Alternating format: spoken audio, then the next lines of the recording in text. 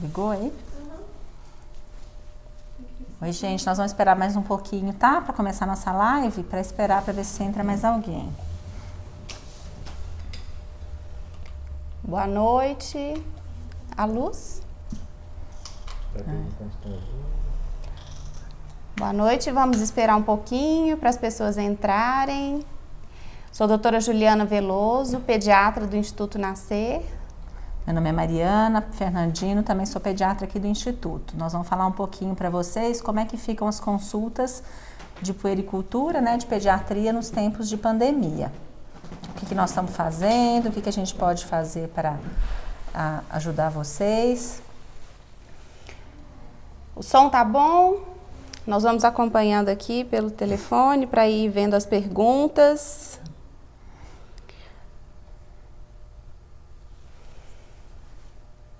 Bom, então, hoje vamos falar um pouco dessa situação inesperada, né, que todos estamos vivendo. Quais são as consequências disso para o acompanhamento pediátrico das crianças? Bem, aqui em Minas Gerais e em Belo Horizonte, nós temos inclusive uma situação razoável, acredito graças ao isolamento que foi precoce no início da notificação dos casos. Em Minas Gerais, como um todo, até o dia 11, o último boletim epidemiológico que eu tive acesso, tinham poucos casos de crianças menores de 1 ano, cerca de 10 crianças. Entre 1 ano e 10 anos, cerca de 33 crianças foram notificadas com o Covid. E de 10 a 19 anos, cerca de 33 crianças. E nenhum óbito registrado abaixo dessa idade, de 19 anos. Então, é muito importante que todos fiquem em casa, que a gente exerça mesmo, né, esse distanciamento, esse isolamento, para diminuir a chance de contágio, de transmissão entre as pessoas. E as crianças que apresentaram a sorologia positiva, o teste positivo para o coronavírus, a maioria são crianças assintomáticas ou crianças que tiveram poucos sintomas, mas são potenciais transmissores para as pessoas mais velhas, para os avós, para as pessoas de risco. E por isso é importante não deixar que elas fiquem circulando tanto. É o principal motivo por terem fechado também as escolas, né? Mas e aí? Como que vão ser acompanhadas essas crianças, então, durante esse período? Hoje, já no meado de maio, né? São quase 2 meses que estamos fazendo isolamento aqui na nossa cidade.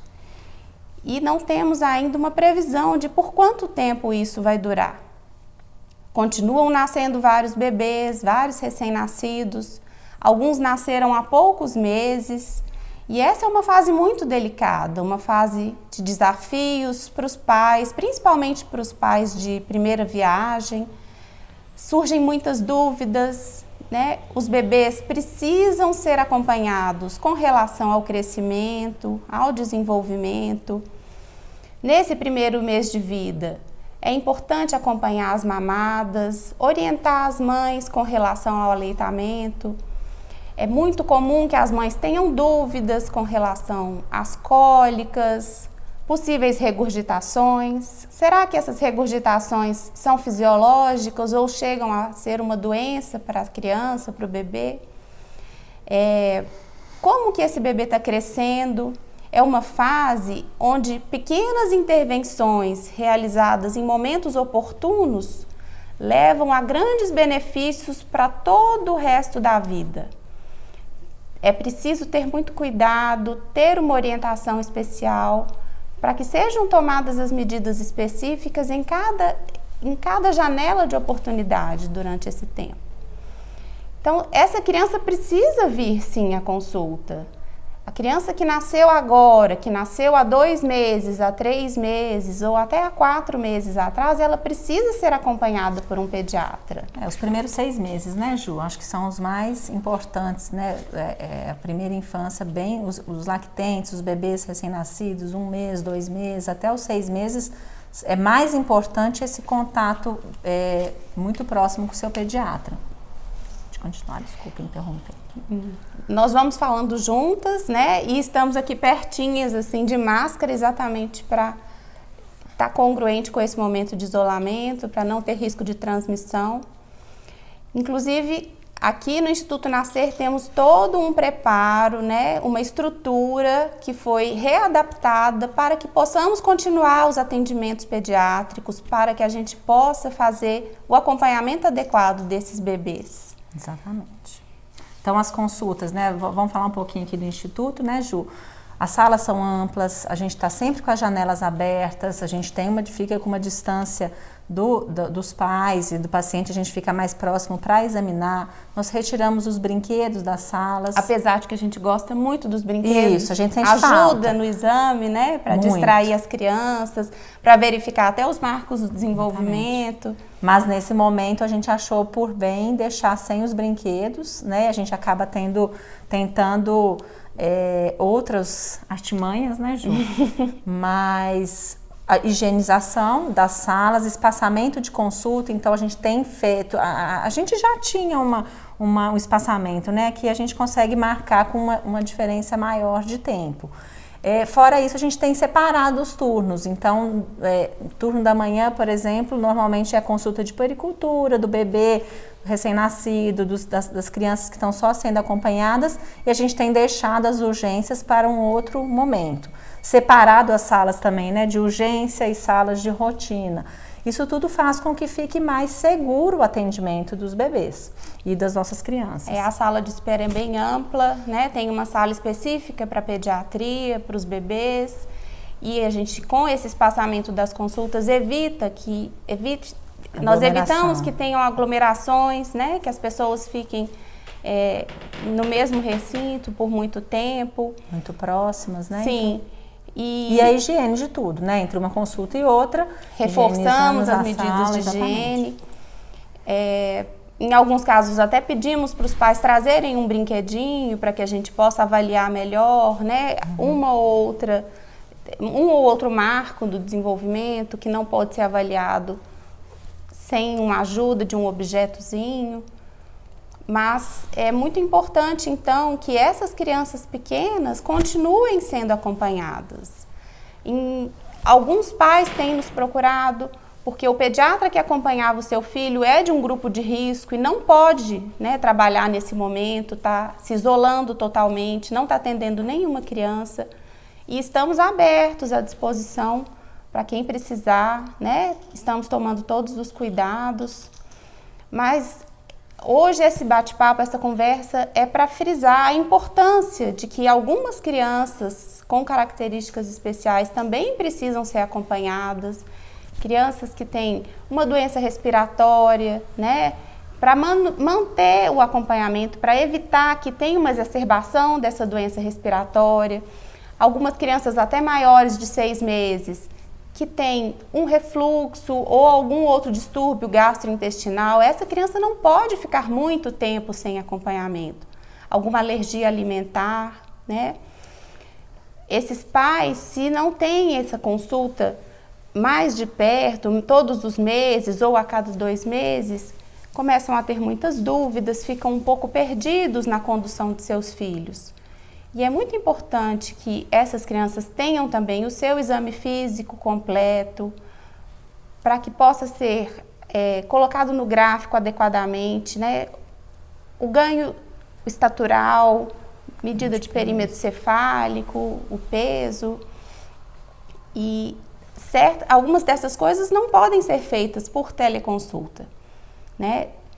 O CFM liberou há pouco tempo, depois da declaração de pandemia do Covid, as consultas por telemedicina, e temos feito aqui também algumas consultas, e algumas crianças podem fazer esse tipo de consulta, né, Mari? Exatamente.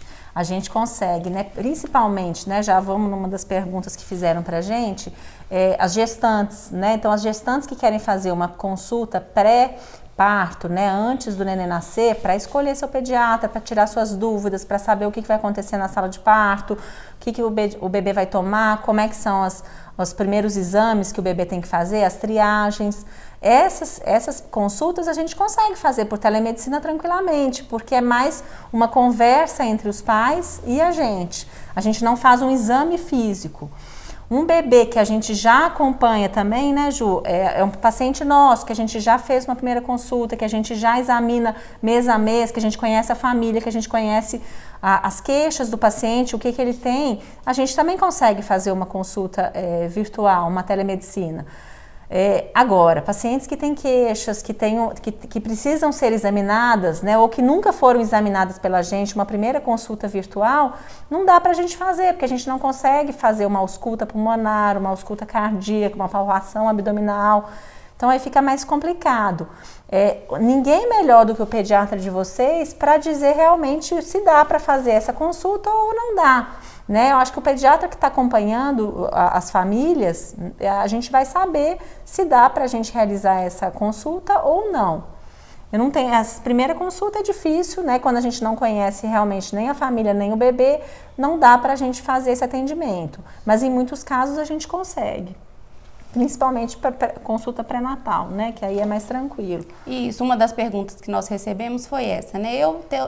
Uma gestante estava com 32 semanas e gostaria de saber se agora seria um momento adequado para ela sair de casa e vir fazer uma consulta presencial.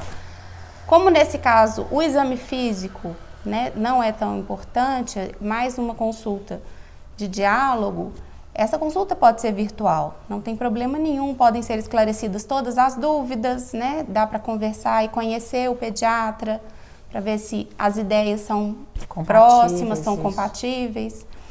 Mas nós gostaríamos de chamar a atenção aqui para alguns pontos que são muito importantes, por exemplo, com relação à avaliação do desenvolvimento, né?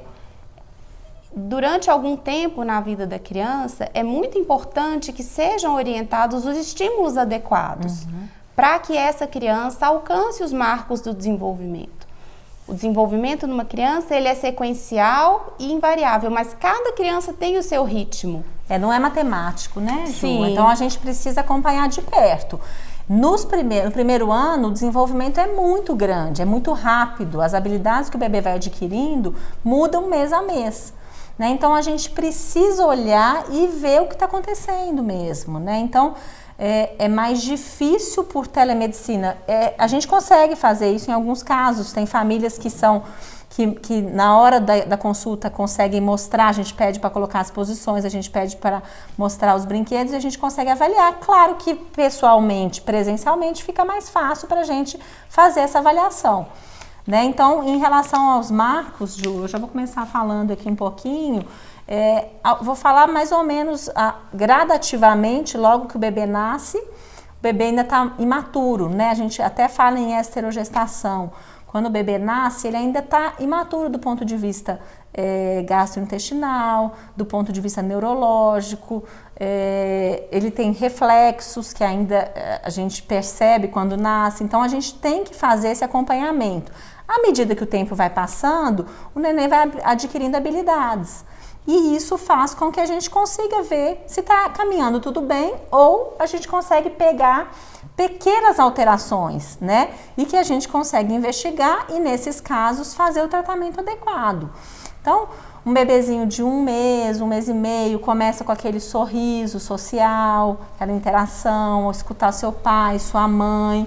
Com 3 meses tem um desenvolvimento muito importante da visão, então o bebê já consegue observar mais as coisas, então coisas coloridas, o rosto da sua mãe, do seu pai fica familiar, ele começa a sorrir em resposta àquela mãe, aquele pai, aquelas brincadeiras. Com 3, 4, 5 meses começa fortalecimento cervical, então a criança começa o movimento de rolar de um lado, de virar de bruços, virar de costas, começa a sentar um pouco melhor. Claro que no início é sentar com apoio, depois mais para frente ele consegue sentar sozinho e aí ele gradativamente vai adquirindo as habilidades, né? Começa a pegar as coisas, colocar tudo na boca, no início é a mãozinha dele, depois ele consegue segurar um objeto, passar de uma mão para outra, a coordenação vai melhorando ao longo desse primeiro ano, depois ele começa a ficar de pé, com apoio, né? Fica um tempinho, depois ele cai, consegue deitar e sentar direto, mais ou menos com 7 a 9 meses. 11 meses ele já fica de pé, dá os primeiros passinhos apoiados, até ele conseguir andar sozinho, né? Da mesma maneira que essa parte motora, a parte dos sons, né? Da linguagem do bebê. Então ele começa a emitir sons. Quando ele é pequenininho, com 1, 2, 3 meses, ele começa a emitir sons guturais, então começa a conversar, aquela conversa que ele faz com a mãe. Então, ele escuta os seus sons, e à medida que vai passando, né, com 1 ano mais ou menos, ele já consegue falar mamã, papá.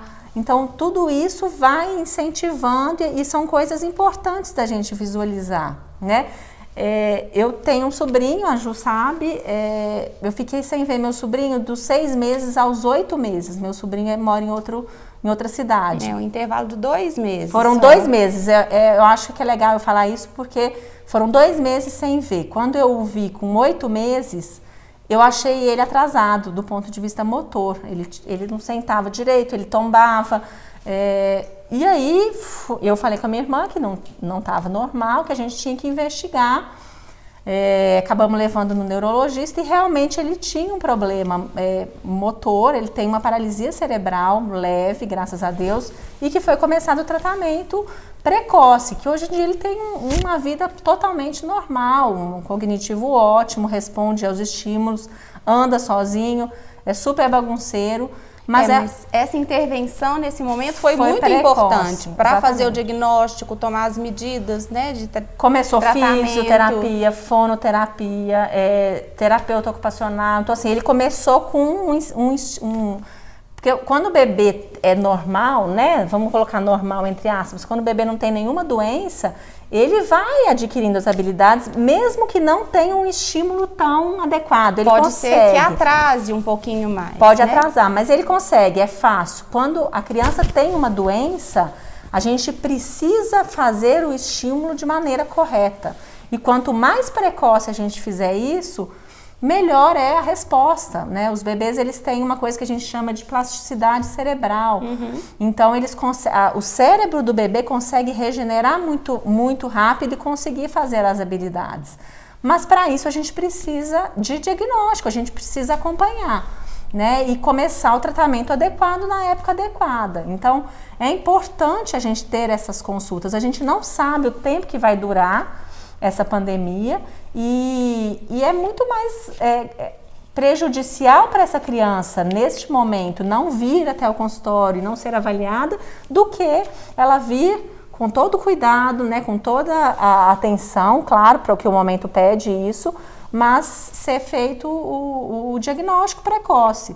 Uma outra coisa que a gente fala é as triagens neonatais, né? Então, teste do pezinho, teste da orelhinha. É importante ser feito logo que o bebê nasce, porque se tiver alguma coisa alterada, o tratamento adequado vai selar o destino dessa criança, né, Ju?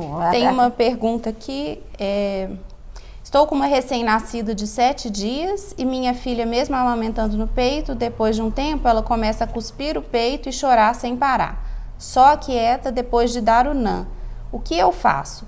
Então, é preciso ver como que essa criança está mamando, e ver mesmo, presencialmente, né? E durante a consulta a gente consegue avaliar isso, o posicionamento, a pega na areola, no bico, como que está a mama da mãe, né? Se está muito cheia, se está pouco leite. Se o bebê consegue esvaziar, extrair o leite da mama, né? E aí, nesse caso, é essencial marcar uma consulta presencial para que a gente possa avaliar e te ajudar. Né? Às vezes é até isso, se essa família está dando chupeta, se não está, se deu já o complemento na mamadeira, tudo isso gera confusão na cabeça desse recém-nascido, né? Então tem aquela confusão do bico, se a mama está muito engurgitada, muito cheia, o neném não consegue pegar direito, então a gente tem que orientar, esvaziar um pouco a mama para fazer uma pega correta. Então tem que ser avaliado mesmo pelo pediatra. Então essas questões de amamentação, de alimentação, podem ser orientadas até um certo ponto por telefone, por teleconsulta, mas tem outros pontos que precisam ser avaliados presencialmente. Nesse momento de introdução alimentar são muitas dúvidas, temos um curso muito bom aqui no Instituto Nascer, da Letícia, né, de introdução alimentar, mas mesmo depois de fazer o curso, ainda surgem dúvidas dos pais. Quando a criança começa a comer, é preciso que a gente acompanhe o ganho de peso, para ver se essa criança está comendo adequadamente, a quantidade que ela precisa, como que está o desenvolvimento. As fezes, né, que vai mudar na hora que começa a introdução alimentar, se está com o intestino regular, se está com o intestino muito preso, o que a gente pode orientar, se vai precisar de dar alguma medicação. E algumas ideias, né, da cultura popular são erradas. Às vezes as mães ficam preocupadas, achando que o bebê que está mamando só no peito está constipado porque não está fazendo cocô, não está evacuando. E acompanhando esse bebê, observando que ele está fazendo xixi direitinho, que está ganhando peso bem, pode ser fisiológico, pode ser que ele esteja absorvendo todo o leite que ele está mamando e não está sobrando muito, né, para ele evacuar. Mas é preciso estar de perto, acompanhando, para ter essa afirmação, para dizer que isso é normal. Ou uma criança que começou com a introdução alimentar e está com dificuldade de evacuar, a gente precisa fazer a palpação abdominal, examinar, para ver que realmente é fisiológico, é só uma adaptação do trato gastrointestinal por ter mudado de uma dieta líquida para uma dieta semi-pastosa e pastosa. Então, essas questões precisam ser avaliadas no consultório, né? Vou ver aqui se tem mais alguma pergunta agora. Tem mais uma de um pai. Eu sou pai e só tive que voltar a trabalhar com 5 dias de vida do meu bebê. Quais cuidados eu devo ter em casa com o meu bebê? Por conta da pandemia, né? Eu imagino. Eu acho assim, a gente não sabe o que ele trabalha, né, Ju? Mas na hora de ir para o trabalho, usar máscara, né? O ideal é ele ficar de máscara se ele estiver próximo de outras pessoas, né? Muito próximo, com proximidade, é importante ele usar máscara, higienizar sempre as mãos no trabalho dele. Ao chegar em casa, tirar sapato antes de entrar em casa e tirar toda a sua roupa e tomar um banho antes de mexer com o bebê, né? Para você garantir que você não tem nada na sua roupa, na pele, né? Nada para transmitir. Então, eu acho que esses cuidados são os básicos que você deve ter para você se proteger e proteger sua família. Uma outra dúvida que foi enviada pelo Instagram é quais os cuidados eu devo ter para vir à consulta com o meu bebê. Né? Então, todos esses cuidados que as pessoas estão tomando para circular, quando precisam ir à farmácia ou ao supermercado, né? Usar a máscara, depois de tocar nos objetos, usar o álcool gel. E o bebê pequeno, no bebê conforto, pode ser coberto com um paninho de... aquela fraldinha. Uma fraldinha de pano para evitar que perdigotos, né? Alguma gotícula Se ele do vier ar. no carro próprio da família, não tem tanto problema, né, gente? É mais seguro. É mais seguro. Se vier de táxi, de Uber, de condução, aí é mais importante ter esse cuidado. A mãe, ao tocar na porta, né, do carro, na chave de casa ou no elevador, ter o álcool gel à mão para poder passar e higienizar a sua mão antes de pegar o bebê conforto de novo.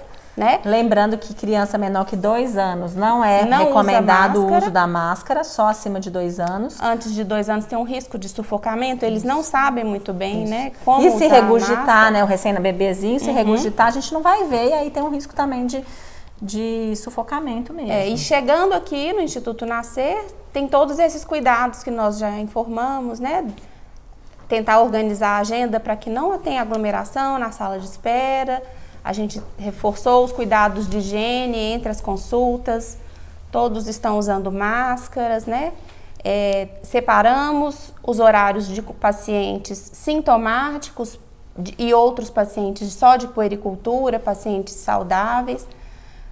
Tiramos os brinquedos, né? Só repetindo o que a gente já falou, para mostrar que estamos realmente tomando todos os cuidados que são necessários para evitar que tenha risco de disseminação aqui dentro do Instituto. Um outro ponto que é muito importante também lembrar com relação às vacinas, né? Às vezes os pais ficam com medo de sair de casa pelo risco de ser contaminado pelo coronavírus, mas deixam de tomar as vacinas que as crianças precisam tomar.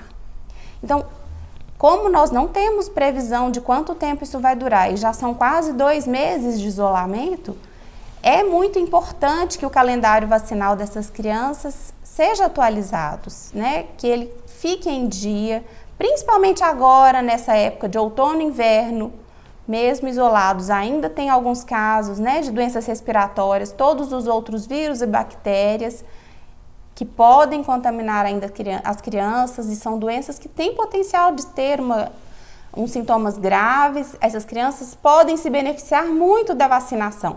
Estamos todos agora esperando que alguém consiga fazer uma vacina contra o coronavírus para que a gente retome a nossa vida normal.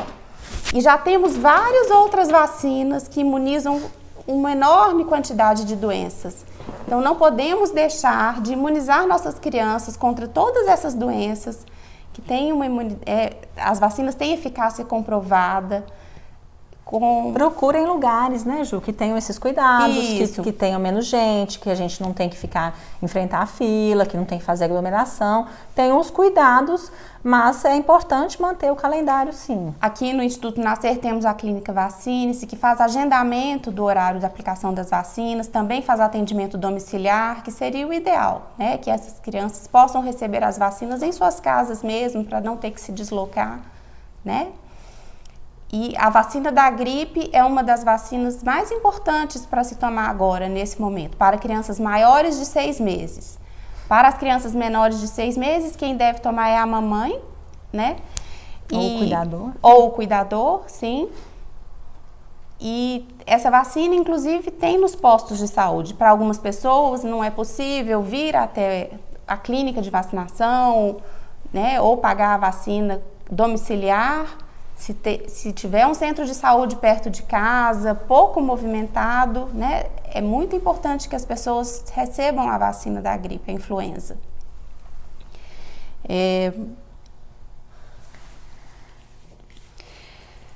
Bem, e... Alimentação, Ju, vamos falar um pouquinho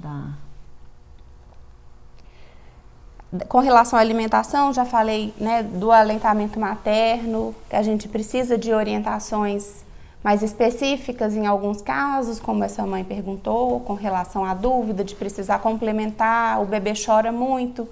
Pode ser que a mãe tenha pouco leite, mas pode ser que a pega para a mamada não está muito certa. Então, pequenos ajustes e orientações que podem ser feitas aqui no consultório podem ajudar bastante, né?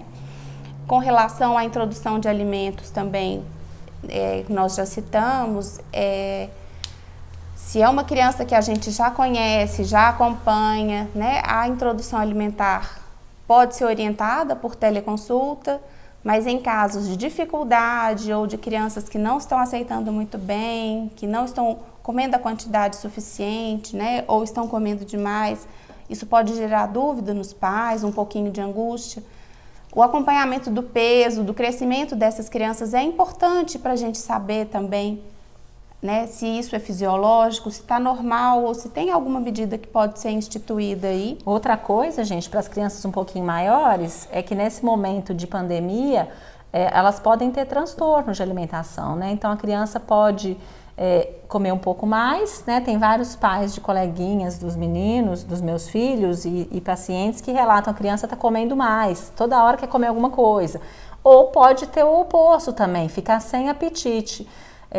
Que aí nós vamos falar numa outra parte que a gente vai falar agora sobre como é que fica a criança nesse momento de pandemia, né?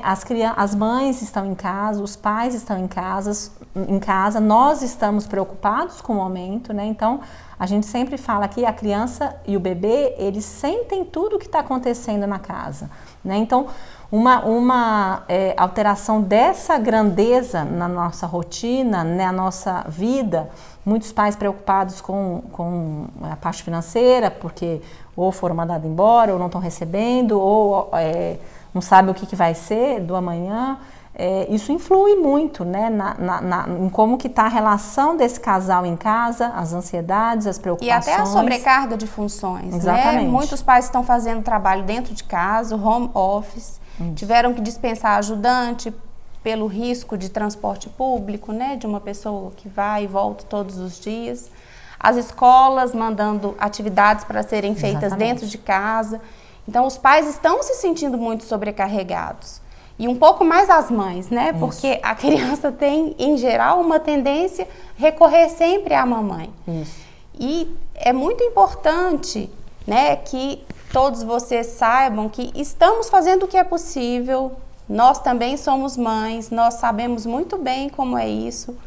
Vamos fazer o melhor de cada um, né, para que a gente passe por isso de uma forma mais tranquila. Exatamente. Então, nesse momento de que a criança não está comendo bem, está comendo muito, está comendo pouco, está com problema de sono, que também é outra coisa que pode acontecer. Então, as crianças que já estão acostumadas a dormir a noite inteira, começam a acordar, ir para a cama dos seus pais, ou o bebê está mais irritado, está choroso, com certeza vejam como que está acontecendo, como é que vocês estão se sentindo, né? Como que vocês estão passando por isso. Então, vale aquela mesma que a Cecília falou muito bem uma vez numa live que teve aqui. Vamos tentar fazer uma higiene a Cecília é a nossa psicóloga aqui do Instituto. Então ela falou, vamos fazer uma higiene de notícias, não vamos ficar toda hora assistindo, o dia inteiro assistindo as notícias. Tem coisas que a gente não pode mudar, né? Então quando que vai liberar as aulas, quando que vai poder sair na rua, isso a gente cabe ao governo, né? A gente Sim, vai vamos ter que aceitar onde está a nossa limitação. Exatamente. Até que ponto podemos interferir em tudo isso que está acontecendo. Nós não podemos decretar quando que vai abrir o comércio, quando que as pessoas vão poder circular normalmente, quando que as escolas vão abrir. Isso está fora do nosso alcance, né? Então, isso não vale a pena estressar por esses assuntos. A gente tem difícil, que tentar... né? Vamos tentar levar de uma maneira mais leve, porque isso vai influenciar também diretamente os filhos de vocês. Então, vamos tentar, né, nesse momento, tentar fazer com que eles pratiquem alguma atividade dentro de casa mesmo, seja brincar de pular corda, seja jogar uma bola num lugar que seja possível, brincar de esconde-esconde. A gente pode recorrer às brincadeiras que nós fazíamos quando éramos, né, crianças, brincar de elástico, atividades de papelaria, recortar, colar. Isso, recortar. Tinta. Dependendo da idade da criança, a gente consegue ir ajudando. E isso tudo também a gente consegue ajudar na consulta, né? Então, por exemplo, uma criancinha menor, nós vamos dar coisa para ela brincar, chocalho, espelho, aqueles inquebráveis, um brinquedinho de som, aquelas caixas desmontáveis, colocar blocos. no tapete, né, em um tapete emborrachado no chão ou em um colchão, com brinquedos espalhados, dependendo da idade, para estimular a movimentação da criança. Exatamente. Ali, para que ela possa adquirir as habilidades motoras. À medida que ela vai crescendo, né, a gente consegue estimular da parte da escrita não, né, do desenho. Então, por volta de 1 ano e meio, 2, ela já consegue segurar um giz, um lápis grande, brincadeiras de tinta também, que são coloridas, que as crianças adoram. É importante elas fazerem de textura, então às vezes aquelas massinhas, massinha caseira que a gente consegue fazer em casa. Abrir mão, tentar fazer atividades com que a criança se distraia e fique mais tranquila, né? Que ela aproveite aquele momento com os pais, né, num horário que você consiga organizar, né, da sua rotina, do seu dia a dia, para que ela fique feliz. Com crianças mais velhas também a gente pode fazer jogos, colocar ela na nossa rotina mesmo, quebra-cabeça, que é um jogo que pode a família inteira fazer, resgatar aqueles momentos mesmo, aqueles jogos de antigamente, que com a correria do nosso dia a dia a gente tem cada vez menos feito isso, né? Então, talvez dançar, né? Em várias idades é possível. Música para a mãe dançar com o filho, um bebezinho pode dançar no colo, uma criança maior pode brincar de pular, de dançar livremente. Pode ser uma música que vocês gostam, né? As crianças se adaptam muito bem à música, gostam muito. Não necessariamente tem que ser uma música infantil, pode ser uma música da nossa época, uma música que os pais gostam mesmo.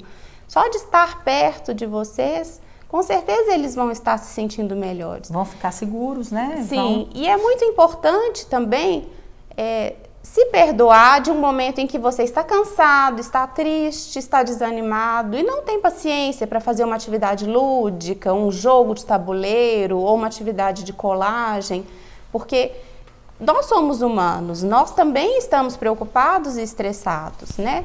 Até quando a criança chega naquele momento de irritação, de birra, é importante chegar perto do filho, depois que ele se acalmar, depois de 1 minuto, 2, né? Que é o momento que tem aquela descarga energética e a criança precisa de um tempinho para o córtex voltar, né? Os impulsos do córtex voltarem ao normal. E você acolhe o seu filho, abraça e diga: está tudo bem, é realmente chato, eu também gostaria de sair, eu gostaria de ir ao clube, eu gostaria de passear, mas esse é um momento que a gente precisa ficar em casa. Vamos tentar descobrir alguma coisa que a gente possa fazer junto aqui dentro de casa, para que a gente possa se divertir, se distrair. Vamos ver o céu, vamos ver as nuvens, né? À noite as estrelas ou a lua. Tentar resgatar esses momentos. Ler um bom livro, assim, para criança, historinha, inventar historinha para criança, que eles também adoram. E deixar que a criança fale também, tente se expressar, né? Pode ser que apenas tentando se expressar e dizendo que está se sentindo chateado, irritado, isso faz com que a criança se sinta melhor. Eles não sabem dizer o que estão sentindo, né? Então, a criança de 1, 2 anos, principalmente a de 2 anos, a gente até teve uma pergunta sobre isso também, que uma mãe estava preocupada porque a criança de 2 anos ficava tão irritada, tão nervosa, que até chegava a tremer.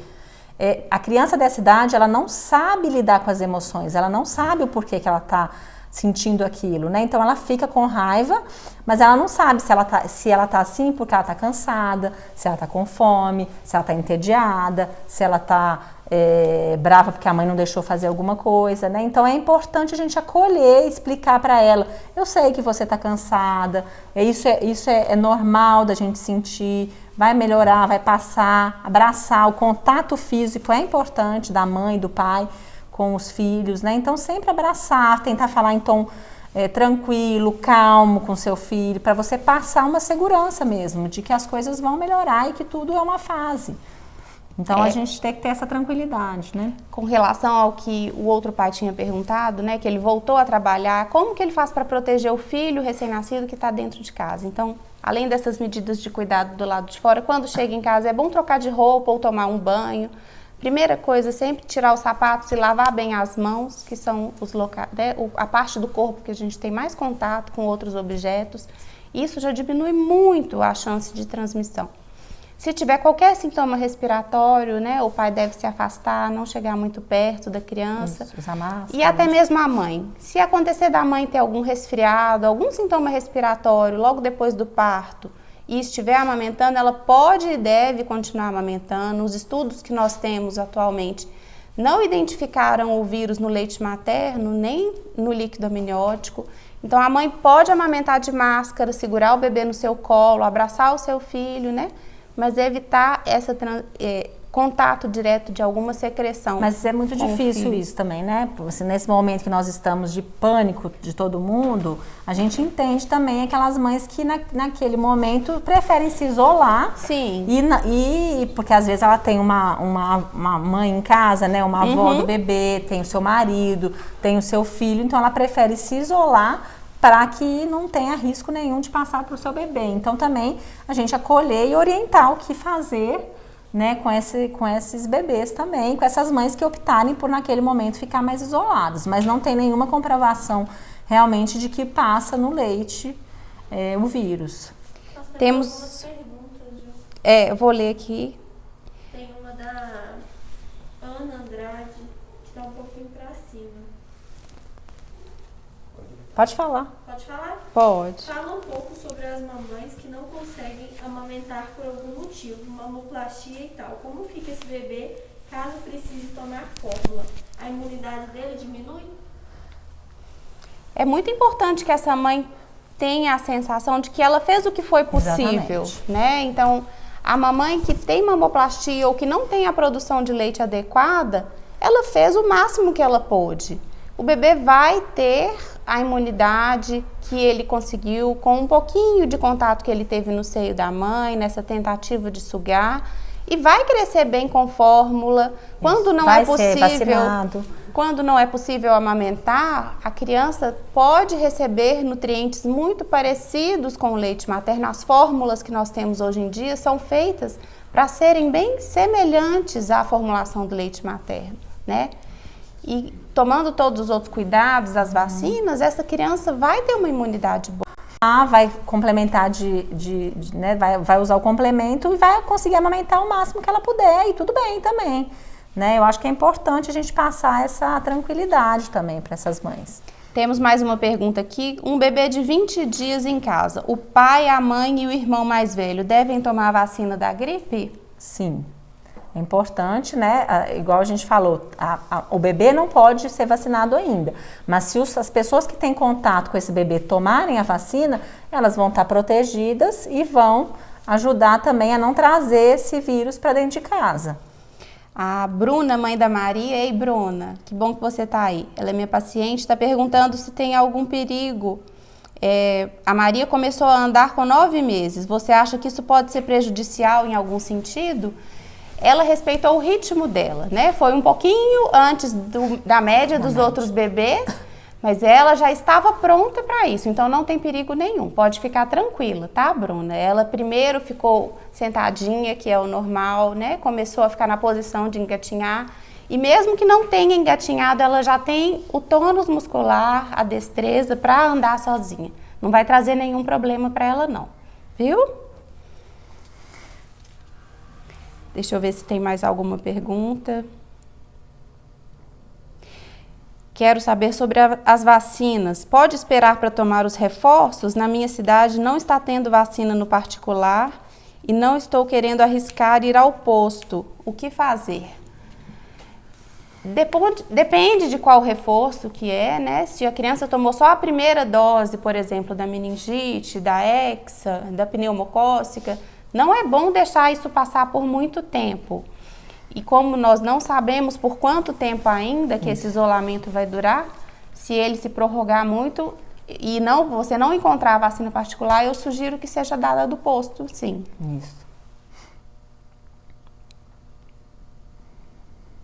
Uma outra coisa importante, gente, que é que com esse isolamento, enquanto a Ju vai vendo as perguntas, a gente tem aumentado o número de acidentes domésticos, né, com as nossas crianças. Então, as mães atarefadas, fazendo um monte de coisa, tentando lidar com tudo, é muito importante a gente tomar cuidado principalmente com as crianças, à medida que elas vão crescendo, vai tendo um risco, né, naquela faixa de que começa a andar, engatinhar, é a faixa que tem mais acidente. Então, fechar janelas, né, claro que quem tem criança normalmente tem aquela rede de proteção. Cozinha é perigosíssimo para a criança, então deixar a cozinha fechada, evitar da criança entrar na cozinha, risco de cortar com alguma faca, com algum talher, risco de queimadura. Eu tive um paciente que se queimou 1 ano e meio, ele pegou a panela e que derramou água quente, queimou 50% do corpo dele. Então é importantíssimo a gente ficar de olho nisso. Remédio, medicação, produto de limpeza, sempre alto, não deixar a criança solta, né, e com risco de tomar alguma medicação que não pode, ou pegar um produto de limpeza coloridinho e passar na pele. É muito importante isso. Tentar marcar um lugar, né, onde é mais seguro para a criança, naquele lugar ali, naquela sala, tirar os objetos pequenos com risco de engasgo, né, para que as mamães, os papais ou os cuidadores possam tomar as providências, né, para organizar a casa enquanto a criança fica segura, ou mesmo em um cercadinho por pouco tempo, né, mas não tentar deixar a criança muito solta, esses bebês pequenininhos. Isso. A gente tem algumas outras perguntas, vamos responder agora que o tempo já está finalizando, né? Sono do bebê, amamentando em livre demanda, sem cama compartilhada, não é viável. Como as outras mães fazem? Acho que depende da idade. Depende da idade que o bebê tá. Se é menor, o risco de acordar é maior mesmo, né? À medida que ele vai crescendo, E aí tem que estabelecer uma rotina de sono, deixar a criança ficar no quarto, adormecer no berço. Eu acho importante falar que antes de 3 meses é muito difícil que o bebê saiba diferenciar o dia da noite, né? Antes dos 3 meses não dá pra gente tentar impor uma rotina. Esse bebê precisa realmente mamar livre demanda para crescer, para ganhar peso. E aí depois dessa idade a gente pode começar a tentar organizar os horários, né? E dar algumas dicas para fazer com que ele tenha um horário mais diurno do que noturno, né? Mais uma pergunta, a vacina de febre amarela pode esperar até 1 ano? O ideal é que não, né? Esse ano a gente não está tendo muito caso notificado, mas há 2 anos atrás, no ano passado, teve muito caso. Aqui em Belo Horizonte. Sim, teve até que, né, fechar o Parque do Mangabeiras, então acho que tem que dar sempre que possível, na data certa. Engatinhando em casa, como não surtar com limpeza? Gente, não, é relaxar. Eu acho que é tira o sapato ao entrar em casa, lava a mão e troca de roupa. E a sua casa, essa vitamina S aí não tem problema não. Exatamente. Deixa ele, não adianta. É só não deixar as pessoas entrarem mesmo, trazer nada da rua. Então, de sapato não deixa entrar e não tem muito jeito. Eu queria falar um pouquinho de eletrônicos, rapidinho, que é um tema polêmico, mas que a gente tem visto muitas mães perguntando pra gente, e aí, doutora, eu sei que não deve deixar o meu filho no eletrônico, mas como faço agora? Tô trabalhando, Eu acho assim, gente, realmente a criança ficar o dia inteiro vendo no tablet, no telefone, não é o ideal, né? A gente tem casos, inclusive, de atraso de desenvolvimento por ficar um excesso, né? Bebê e criança de 1 ano, excesso de tablet. Mas neste momento que nós estamos... É uma situação atípica, não seria nem então, justo a gente falar, não coloque uma música, não coloque uma televisão, não dá. Temos que relevar e relaxar um pouquinho. E outra coisa, as crianças estão com vocês na maior parte do tempo. Então, a gente sabe os ganhos que eles estão tendo, né? Porque o desenvolvimento é muito baseado naquilo que eles passam com os pais, né? Então, o pai conversar com ele, sentar no chão, brincar um pouquinho. Então, como essa criança tem ficado muito tempo com os pais, eu acho que os ganhos têm, não sei se o Sérgio concorda comigo, mas os ganhos têm sido maiores do que o prejuízo de ficar 1 hora vendo televisão, naquele momento que a mãe está trabalhando, o pai está trabalhando e que a mãe precisa de um pouco de tranquilidade, né? Então eu acho que relaxem um pouco e aproveitem quando vocês estiverem juntos. Uma pergunta da Luísa que eu não entendi muito bem. IA com 1 ano, se for introdução alimentar, já está bem tardio, a gente introduz com 6 meses, né? Algumas dicas para quem faz BLW, tentar intercalar, fazer o bliss, né? Dar um pouco amassadinho, mas seria bem mais cedo, por volta de 6 meses. Ensinar a fazer manobra de desengasgo. Tantas perguntas surgiram agora no finalzinho, nosso tempo está curto, mas seria basicamente virar o bebê de barriguinha para baixo, pode apoiar assim na perna mesmo, com a cabeça para fora do joelho, e dar 3 tapinhas nas costas e depois desvirar, né? Pode fazer isso repetidas vezes, geralmente isso melhora. Enquanto um começa a fazer, o outro já chama ajuda, tá, gente? É importante isso. Consultas após 1 ano. Devo esperar a pandemia acabar para retornar ao pediatra? Depende de quanto tempo tem que essa criança consultou. Então, depois de 1 ano, geralmente, pelo menos de 3 em 3 meses, é bom ir ao pediatra. Se é uma criança que está bem, é um bom candidato para teleconsulta, né? Isso. Você pode tentar agendar uma consulta virtual, tentar pesar seu filho em casa, né? E aí, se o pediatra já examinou essa criança várias vezes, dá pra gente conversar por telefone, né? Por vídeo. Muito aleitamento salvo pela pandemia, mães em casa. Que bom. Meu filho tem 2 anos e 5 meses, acorda todas as noites para mamar na mamadeira. 2 vezes é normal? Ele tem muito nariz entupido durante o dia e à noite, principalmente à noite. O que fazer? 2 anos e 5 meses. Ô, gente, é o que eu falei, né? Nesse momento de pandemia tem tido uma mudança de padrão de sono, né? Não é muito momento pra gente conseguir, tem que ver isso. Ele nunca dormiu, ele estava dormindo e aí mudou. Pode ser que seja um momento mesmo de ansiedade maior que a criança está passando, que os pais estão mais ansiosos. A gente tem que ver como que está sendo aí, ou se ele dormia, ou nunca dormiu, né? introduzir uma rotina, tentar fazer com que ele fique mais acordado. Mas necessidade de mamar à noite, não precisa, definitivamente não tem, né? A gente teria que conversar um pouco sobre isso para poder esclarecer melhor. Com relação ao nariz entupido, durante o dia e à noite principalmente, lavagem com soro fisiológico, pode ser com seringa, com ver o ambiente também do quarto, né? Às vezes não tem cortina, tapete, bichinho de pelúcia, coisas que, às vezes, até esse nariz entupido está trabalhando o sono dele. Sim, também é uma coisa que a gente tem que avaliar. Né? Então, retirar tudo, se ele for alérgico, se ele não for, isso tudo pode estar ocasionando. Essa época do ano é muito ruim para quem tem rinite, para quem é alérgico. Né? Então, o pediatra que acompanha aí vai ajudar melhor aí a avaliar isso. Acho que era isso basicamente que a gente queria falar.